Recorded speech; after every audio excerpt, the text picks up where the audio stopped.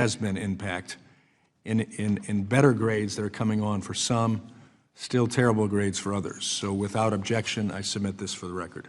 I now recognize the gentlelady from Michigan, Ms. Stevens. Thank you, Mr. Chair. And I just wanted to give the first, 15, 20 seconds to Mr. Cole to finish your last thought from the previous question, if you wanted to. From which question? From Mr. Desagné. I'm not even remember. Okay, well, that's good. I think I think the committee wanted to make sure you could finish your thought, but if it's been finished. I think I've said what I need to say about the analogies between this committee's work and HUAC's committee's work, and I think history will reflect that is exactly the analogy that we should draw. Yeah. Well, I think we can all agree that combating anti-Semitism is a nonpartisan issue and needs to be treated as such. And this is now the fourth or fifth committee hearing that we've held on this topic of anti-Semitism on our college campuses. And I don't believe it is a false obsession. We know in the United States of America that we have rising anti-Semitism, and it's actually exploding. Dr. Raymond, it was nice to hear you say that Zionists are welcome on campus. Whether a Zionist is a Jewish student or a non-Jewish student, that is important to hear, that is important to say, and even displaying that more prominently, I think for all of you, it would be certainly welcome. I am myself a Zionist, and I am not Jewish, and I am proud of that designation. Now, there might be some people who are not Zionists, and maybe you're going to say that non-Zionists are welcome as well.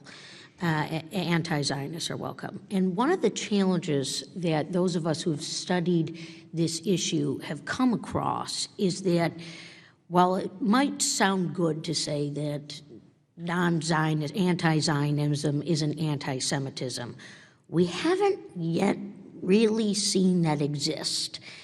And so we want to be very careful with embracing this modality of thinking that is anti-Zionism that very quickly bleeds into anti-Semitism. And the other thing that we want to respect and recognize is universities as places of free thought and deep thinking. I myself have a master's in philosophy. I did graduate this century, that's nice. But in a different time where this level of anti-Semitism wasn't at its boiling point. And we're having experiences from the Jewish community in particular, even pre-10/7, where we knew it was difficult for students Jewish students to be on college campuses. And after 10/7, it became, on some of the campuses, very difficult. And students, we had testimony in another, it was a type of hearing that we had, where a student said he's wearing his yarmulke, is raised by a single mother in Brooklyn, openly Jewish, had never been to Israel, and is now being attacked on his college campus. We all have to ask ourselves why that is happening. And we have to do the work to make sure that doesn't happen. Now, I also want to devote my energy and my time as a member of Congress who cares. I'm a co-chair of the Anti-Semitism Task Force, so I do deeply care about this issue tremendously. And I'm going to reflect on another period of hearing that we had where we shared the mental health resources that get made available to college campuses. And we had a couple of terms ago, when the Democrats were in the majority, a hearing about this.